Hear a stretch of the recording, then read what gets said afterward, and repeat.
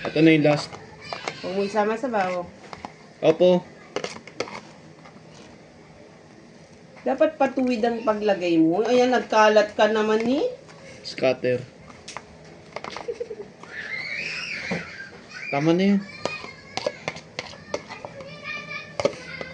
Walang bibili sa'yo. Kasi kinakamay mo. Gawa ka ng potato roll. Ito yung tinatawag na handmade eh. O dahil.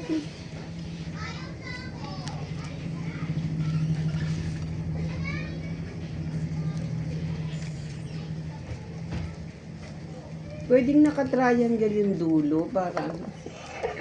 Lahat ng finger. Di, pag tayo sumakit yun, saan kasalanan? Hindi. May na-guardian angel mo pag ano. Pakita mo. Pag sumakit yan mo. Di kita! Ito, kita dito. Gawa